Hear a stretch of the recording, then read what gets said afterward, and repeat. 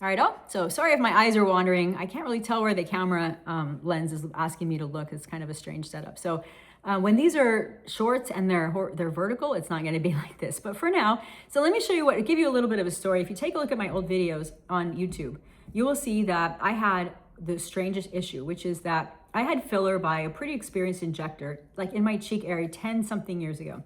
So fast forward 4-ish years ago, and I had this lumpy area here. Seemed kind of strange. Nobody really knew what it was. I thought it was extra skin or some fat had moved something. So I consulted an oculoplastic surgeon, a specialist in that area, and double board certified. I love her. I will post her information here soon. And she was like, I don't know what it is either. We need to biopsy it, right? So I did an upper bleph, CO2. I did a laser opening and close, which is much my preference. And feel free to ask me questions about anything, by the way. I can make new videos on it. I can talk about it. I can just answer your direct questions. So keep in mind also, everything that I talk about is my experience. I'm not an MD, I'm a PhD, so big difference.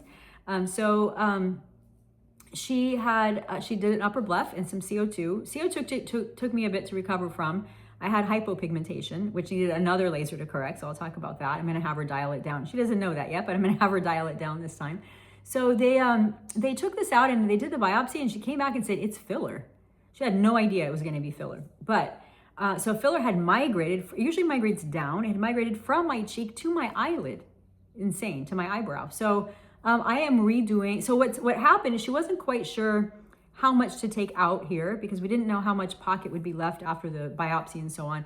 So as you can see, I'm gonna zoom in and lean in.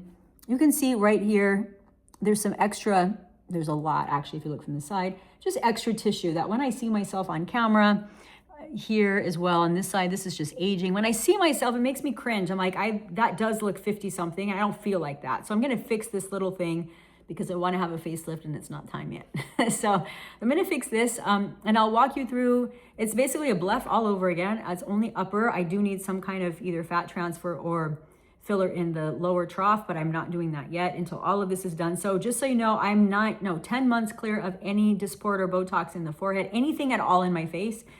Because I don't want to mess up the upper bleph, right? So they need to be able to measure and have accurate information. So that's something you'll want to consult with your surgeon about if you decide to move forward with that. So basically, you just get some Valium. I used to take it to sleep anyway, so to sleep at home. So you just take it, and it gives you. She thinks she prescribes Xanax in the office, and then away you go. Put some eye shields in, and you're good. So. That's how my surgeon does it. That's what I prefer for something for me, it's pretty simple compared to other things I've had to have done over the years. But again, always consult your MD and ask them. I'll also post a video. I am a week and a half post IPL.